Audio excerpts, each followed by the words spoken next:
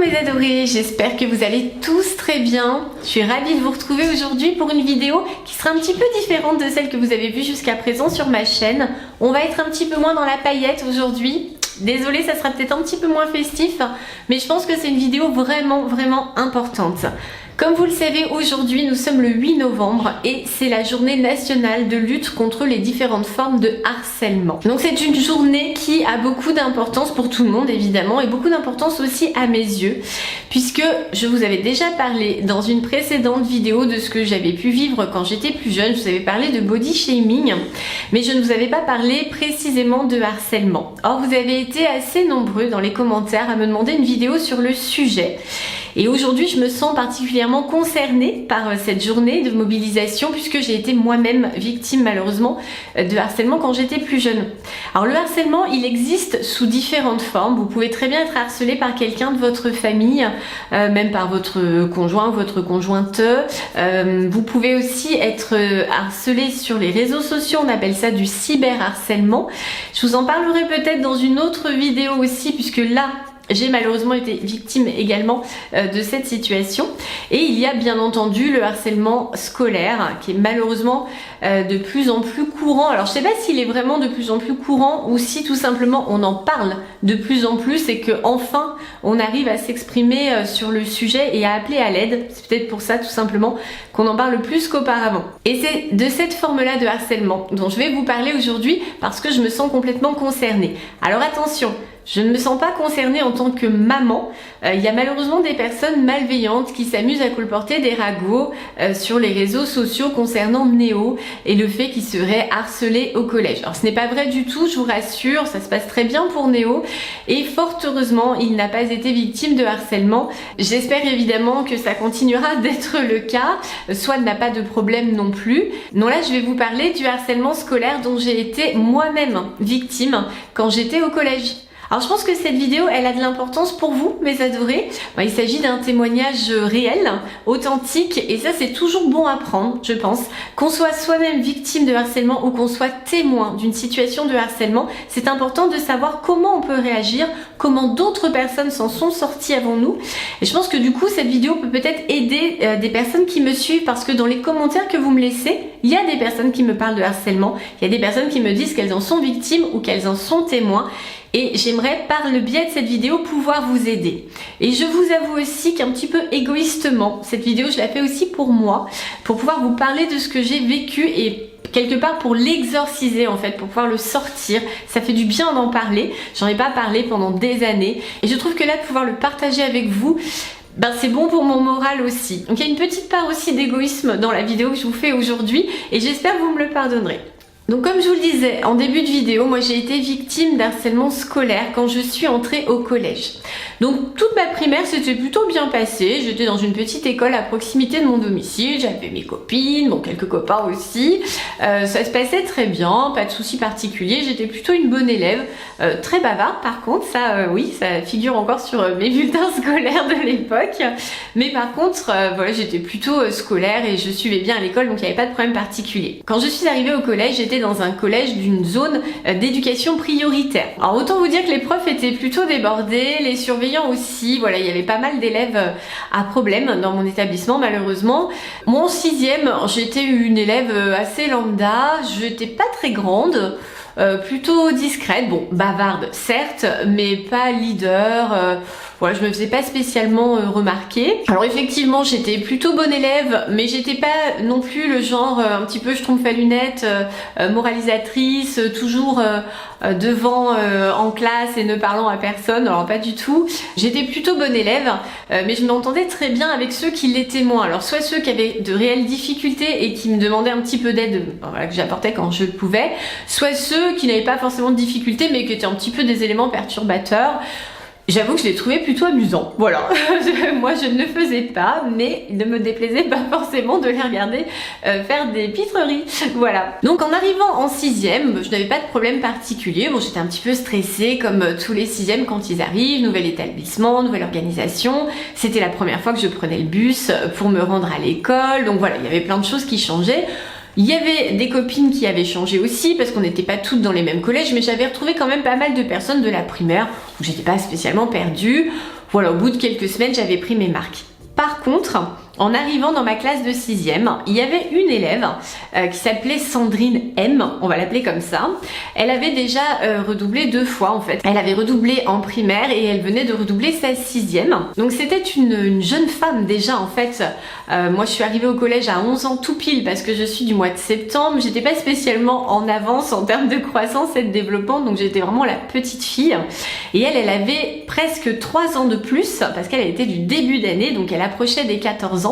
Et elle, clairement, c'était déjà une femme, une petite femme, pas spécialement grande, mais un petit bout de bonne femme, pas très bien dans sa peau a priori. Et dès les premières semaines, je ne sais pas expliquer pourquoi, elle a développé une forme d'aversion envers moi. En tout cas, elle ne m'appréciait pas. Encore une fois, je ne saurais pas expliquer pourquoi, parce que je n'ai pas souvenir d'un conflit avec elle, j'ai pas souvenir de dispute.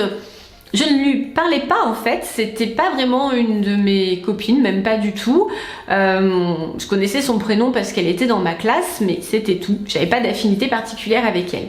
Et en fait, du jour au lendemain, elle a commencé à se montrer désagréable, mais physiquement. Il n'y a pas eu d'insultes, il n'y a pas eu de propos désagréables. Elle venait à ma rencontre dans les couloirs et en fait elle me rentrait dedans avec son cartable, avec son épaule. On était plus dans de la bousculade, voilà. Donc moi j'ai pas trop compris ce qui se passait. En plus encore une fois j'étais plutôt petit gabarit, donc je me demandais ce qui arrivait, pourquoi cette personne me rentrait dedans comme ça. Bon, ce que j'ai fait dans un premier temps, c'est que je l'ai évité. Voilà, donc quand je la voyais arriver dans le couloir, en général je changeais d'emplacement ou je me faisais vraiment très discrète derrière mes copines. Je la fuyais en fait tout simplement. Je me disais bon bah je sais pas trop pourquoi elle me fait ça, elle est bizarre, il y a peut-être quelque chose qui va pas chez elle. Je ne vais pas aller à l'encontre de problèmes supplémentaires, je vais rester dans mon petit coin et je vais attendre que ça passe. Et les premiers jours ça s'est passé comme ça. Alors c'est ce qui est vraiment très difficile dans le harcèlement. Encore une fois, je pense que dans les personnes qui verront cette vidéo, il y en a beaucoup qui auront été victimes, hélas, ou qui le sont encore, de harcèlement scolaire ou quel que soit le type de harcèlement. Ce qui est absolument horrible, c'est qu'on ne comprend pas pourquoi on se retrouve harcelé. Et il y a une forme même de culpabilité et une forme de honte. On se dit mais j'ai forcément fait quelque chose de mal à un moment donné. Pourquoi cette personne d'un coup s'en prend à moi? Pourquoi je ne lui plais pas?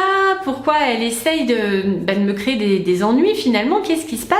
Est-ce que je n'ai pas fait quelque chose de mal? C'est ce qui est absolument pervers et horrible dans le harcèlement, c'est que ça vous chamboule complètement de l'intérieur. Vous vous retrouvez à douter de vous-même alors que vous n'êtes pas coupable. Vous êtes victime. Gardez bien ça à l'esprit. La personne coupable, c'est la personne qui vous harcèle.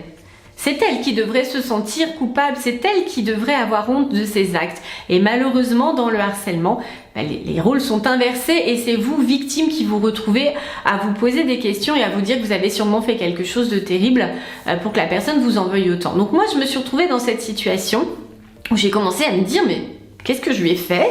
Peut-être qu'il y a quelque chose qui lui convient pas, c'est peut-être la couleur de mon cartable, c'est peut-être mes vêtements, c'est peut-être mon attitude. Alors bizarrement, j'avais pas de problème avec les autres, donc...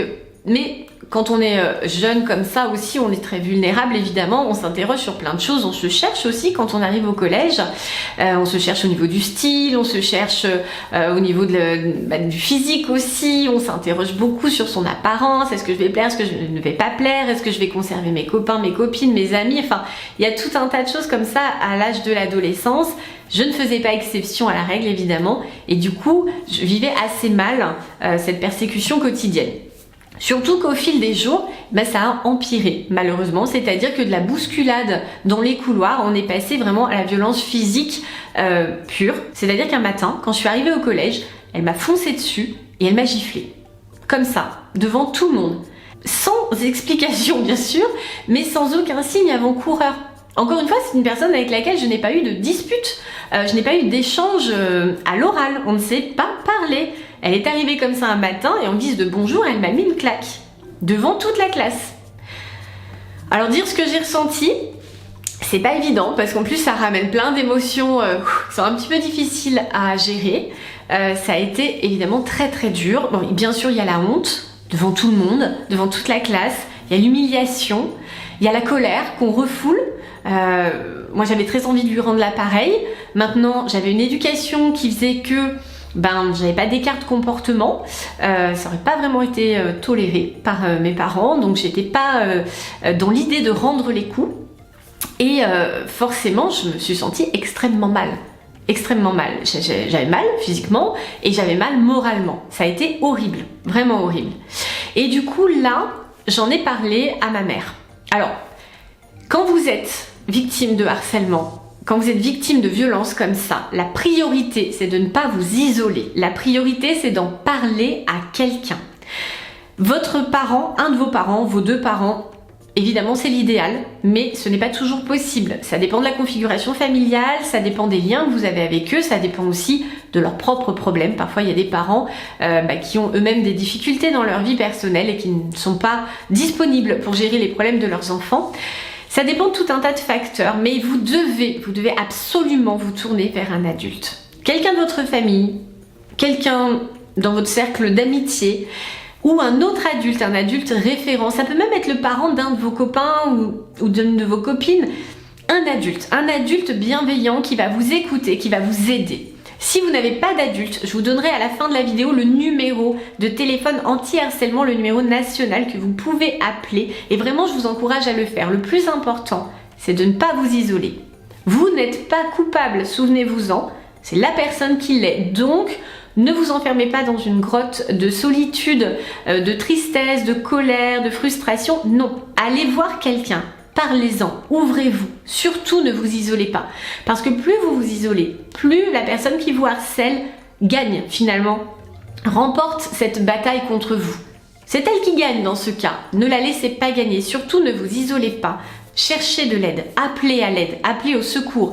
Si vous n'arrivez pas à parler à un adulte, parlez-en à un ami ou une amie ou un copain ou une copine qui va faire le lien avec une personne adulte. C'est vraiment, vraiment la clé de votre sauvetage, on va dire. Pour vous sauver du harcèlement, vous devez contacter un adulte. Moi, j'ai eu la chance de pouvoir parler à ma mère. On a toujours eu du dialogue, on a toujours eu quand même du lien. Et ce jour-là, j'ai pu lui parler. Ce qui est une chance énorme, je m'en rends compte. Il y a beaucoup de personnes qui ne peuvent pas parler avec leurs parents.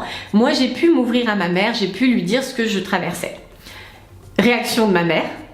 T'es sûre que tu lui as pas fait quelque chose qui fait qu'elle est pas contente après toi? En même temps, c'est aussi un petit peu classique parce que des disputes entre collégiens, il y en a. Et en tant que parent, on a parfois un petit peu de mal à se positionner. On se dit, bon, alors, est-ce que c'est pas mon enfant aussi qui a un petit peu créé la situation? Enfin, elle m'a dit, mais ça se trouve, tu lui as fait quelque chose qui lui plaît pas du tout et tu t'en es même pas rendu compte et forcément, elle est fâchée contre toi et c'est sa façon à elle, de se venger quelque part de ce que tu lui as fait. Donc, à l'issue de la discussion avec ma mère, ça n'allait pas mieux. Forcément, parce que toute cette sensation de honte et surtout de culpabilité, ça avait même pris des proportions énormes, puisque là je me disais mais ça vient de moi, forcément, même ma mère me le dit, etc. Donc sur le moment, la discussion n'était pas formidable, on va dire. En tout cas, ne m'a pas vraiment aidée parce que je me suis livrée à une personne adulte, je me suis livrée à ma mère et en retour, j'avais encore plus cette impression de culpabilité. Donc le lendemain, quand je suis retournée au collège, j'avais vraiment les tripes complètement nouées. Je me suis dit super, je vais me faire tabasser en arrivant. En plus, comme ça allait crescendo, bousculade, claque, je me suis dit c'est quoi la prochaine étape?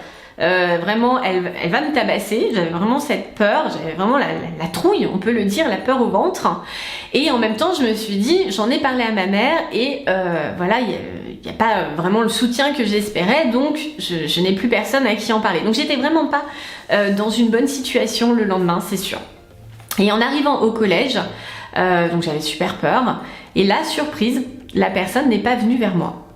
Pas du tout. Et même j'ai eu l'impression que la personne me fuyait et qu'elle me craignait. Donc là, je me suis dit, il s'est passé un miracle. Il y a eu un miracle. Je ne suis pas au courant, mais il y a eu un miracle.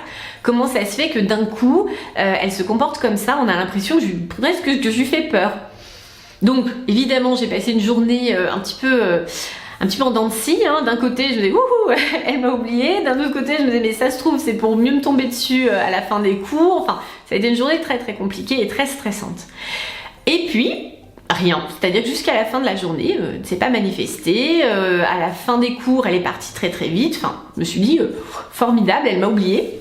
Et je suis rentrée chez moi dans une situation un petit peu un petit peu indécise, à me demander si je devais rire ou pleurer, si c'était une bonne nouvelle ou pas une bonne nouvelle, si elle allait pas revenir avec d'autres personnes le lendemain, enfin voilà, je savais pas trop où j'en étais. Et le soir, j'ai retrouvé ma mère. Et c'est ma mère qui a amorcé la discussion et qui m'a demandé comment ça s'était passé avec cette fille.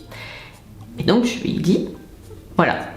Et en fait, ma mère était allée la voir. Et voilà. Elle ne me l'avait pas dit parce que à ce moment-là, elle voulait se faire sa propre opinion sur la question. Donc, elle est allée voir cette fille et elle lui a demandé ce qui se passait. Et surtout, elle lui a demandé pourquoi on en était là. Pourquoi elle s'en prenait à moi, pourquoi elle était violente avec moi.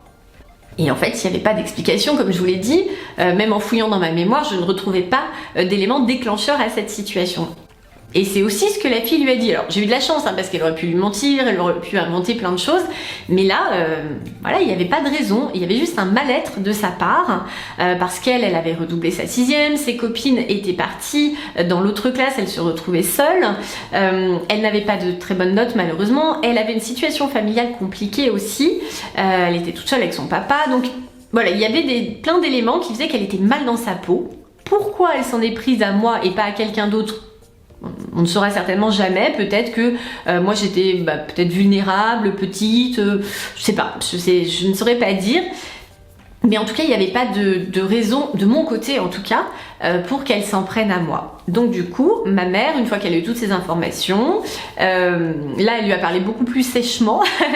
Elle lui a dit qu'il était hors de question qu'elle me touche à nouveau, parce que sinon c'était ma mère qui allait s'occuper d'elle. Ma mère, quand il s'agit de défendre ses enfants, au bout d'un moment quand même elle sort un petit peu les griffes. Donc voilà, donc là je pense qu'elle lui avait même un petit peu peur, vu son attitude par la suite, vu qu'elle n'osait plus m'approcher. Mais du coup, à partir de ce jour-là, je n'ai plus jamais eu le moindre problème avec cette fille. Ni avec cette fille, ni avec personne d'autre d'ailleurs. Alors bon, ma mère n'avait pas parlé à tout le collège quand même, hein. Mais du coup, derrière, j'avais peut-être moi aussi plus d'assurance, je ne sais pas, en sentant que ma mère me soutenait.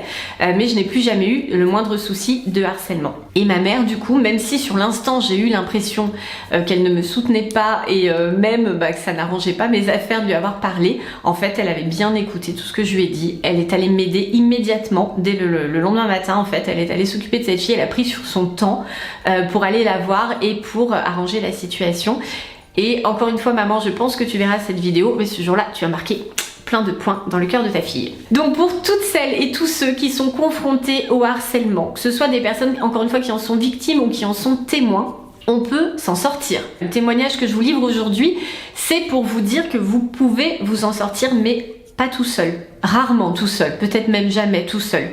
Pour vous sortir d'une situation comme celle-ci, il faut encore une fois demander de l'aide. N'hésitez pas à demander de l'aide. C'est comme ça qu'on s'en sort, c'est comme ça qu'on est plus fort.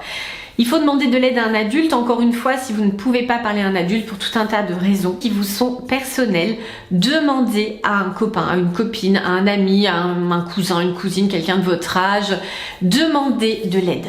N'hésitez pas, demandez de l'aide. Le numéro de téléphone dont je vous parlais précédemment dans la vidéo, c'est le 3020. Je vous le mets là sur l'écran, je vous le remets même dans le descriptif de cette vidéo, numéro 3020. N'hésitez pas à téléphoner, vraiment, parce que ça peut vous sauver. Si vous n'avez aucun adulte dans votre entourage, vraiment personne à qui vous livrer, peut-être aussi parce que vous avez honte de la situation, parce que vous culpabilisez, ce qui est tout à fait normal. Voilà, vraiment, encore une fois, c'est vous la victime. Il faut vous souvenir de ça. C'est vous la victime. Appelez ce numéro. Prenez de l'aide. Voilà, là, vous allez avoir des personnes à votre écoute. Déjà à votre écoute. Ça, c'est le plus précieux, je dirais, quand on est dans une situation comme celle-là. Des personnes qui vont prendre le temps de vous entendre, d'écouter ce que vous avez à dire, qui vont vous aiguiller, qui vont vous soutenir, qui vont vous remonter le moral. Vraiment, prenez le temps d'appeler ce numéro. Et surtout, ne vous laissez pas abattre. La vie est courte. Il y a plein de personnes qui se mettront au travers de votre chemin, malheureusement. C'est comme ça. C'est comme ça. Il y a plein de personnes qui ne sont pas bien dans leur peau, qui ne réussissent pas dans leur vie et qui vont essayer de faire en sorte que vous soyez aussi mal dans votre peau qu'elles-mêmes. Des personnes qui vont essayer de détruire votre vie. Il y en a plein. Vous en croiserez à différentes étapes de votre vie. Vous voyez, moi, la première personne que j'ai croisée comme ça, j'avais 11 ans. Et il y en a eu d'autres dans ma vie. Il y en a eu d'autres récemment, je vous en parlerai certainement prochainement. Il y aura toujours des personnes à différentes étapes de votre vie, malheureusement, qui vont tenter d'entacher ce que vous reflétez. C'est-à-dire que si ces personnes vous sentent heureuses, elles vont essayer de nuire à votre bonheur. Il y aura toujours des personnes comme ça. Malheureusement, c'est comme ça, c'est la vie. C'est la vie, on n'y peut rien. Par contre, ce qu'on peut faire, déjà, c'est ne pas se laisser faire, encore une fois, en allant chercher de l'aide. Et on peut aussi toujours garder un esprit positif, un esprit combatif. Se dire que non, on ne se laissera pas faire par ces gens-là. Mais pas du tout. Être heureux, c'est aussi une question de volonté. La vie ne vous fera pas forcément de cadeaux, elle n'est pas forcément juste avec tout le monde, il y a des injustices, il y a des problèmes de santé, ça c'est la pire injustice qui soit d'ailleurs, surtout quand ça touche les enfants. Il peut aussi y avoir après des problèmes différents, des problèmes financiers, des problèmes d'accidents, enfin... La vie n'est pas toujours juste, la vie n'est pas toujours sympa, la vie n'est pas toujours belle. Elle ne vous fera pas toujours de cadeaux, c'est comme ça. Mais vous avez la capacité de lutter contre tout ça en essayant par tous les moyens de rester positif. Toujours essayer de voir le verre à moitié plein. Toujours. Quelle que soit la situation où vous vivez, essayez de trouver une paillette. Une paillette. Pensez à moi, à mes paillettes. Essayez de trouver une paillette quelque part. Vous la voyez cette paillette, elle scintille. Ce que j'appelle la petite étoile au bout du tunnel. Essayez de la trouver. Elle existe forcément. Il y a toujours quelque chose de positif, même quand tout le reste paraît vraiment négatif. Il y a toujours quelque chose à quoi se raccrocher. Ça peut être une personne dans votre entourage. Ça peut être quelqu'un qui vous tend la main. Ça peut être le sourire de quelqu'un. Ça peut être... Il y a toujours quelque chose. On le cherche. On cherche cette paillette. On la trouve.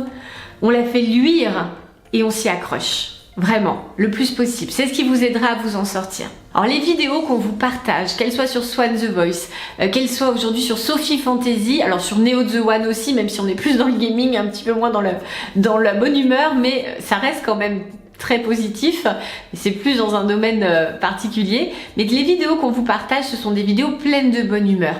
Parce qu'on est d'un naturel positif, bien sûr, dans notre famille, on est d'un naturel très optimiste, mais la vie ne nous a pas toujours fait des cadeaux. Il ne faut pas croire, nous aussi, on a eu notre lot de soucis. Vous voyez, moi, j'en ai eu déjà quand j'étais toute petite, et j'en ai eu d'autres dans ma vie. Alors, je ne vais pas tout vous raconter aujourd'hui. Il y a peut-être des soucis que je vous partagerai s'il y a un intérêt pour vous aussi, bien sûr, si ça peut vous aider, si mon témoignage peut vous aider à vous accrocher et à reprendre un côté positif dans votre vie. Mais la vie ne nous fait pas de cadeaux ni aux uns ni aux autres. C'est aussi à nous de nous battre, de nous accrocher. Et toute cette bonne humeur qu'on vous transmet à travers nos vidéos, c'est aussi pour vous aider à vous accrocher. Vous êtes très nombreux à nous dire que ça vous aide, très nombreux à nous dire qu'on vous remonte le moral. C'est le meilleur compliment que vous puissiez nous faire. Et on espère bien continuer comme ça parce que nous, ce sont vos commentaires qui nous remontent le moral aussi, parfois dans l'autre sens. Donc vous voyez, on a vraiment un échange qui est formidable. On essaye de vous apporter du positif et vous nous en apportez aussi par tous les messages d'amour que vous nous transmettez. Je crois qu'on va continuer comme ça. Alors mes adorés, cette vidéo touche à sa fin, j'espère qu'elle vous aura été utile, j'espère qu'elle pourra aider ceux qui sont victimes encore une fois de harcèlement ou ceux qui en sont témoins et qui se sentent parfois désœuvrés, qui ne savent pas comment ils peuvent aider les autres. On se retrouvera bientôt dans une vidéo peut-être un petit peu plus joyeuse, mais je pense encore une fois que ce genre de discussion, ce genre de vidéo blabla comme dirait Swan, a toute son importance entre vous et moi, dans la mesure où ça peut vous aider, dans la mesure où ça m'aide aussi, j'avoue, de pouvoir un petit peu exorciser tous ces fantômes du passé. Je pense que ce sont vraiment des vidéos très sympas à partager ensemble. Comme d'habitude, et peut-être même encore plus que d'habitude, si vous avez aimé cette vidéo, je vous encourage à liker, à commenter, surtout, je compte sur vous, et à vous abonner si ce n'est pas encore fait. Je vous retrouve très bientôt pour une vidéo peut-être un petit peu plus joyeuse et pleine de fantaisie. Et d'ici là, mes adorés, je vous fais plein de gros bisous pailletés. Bye bye.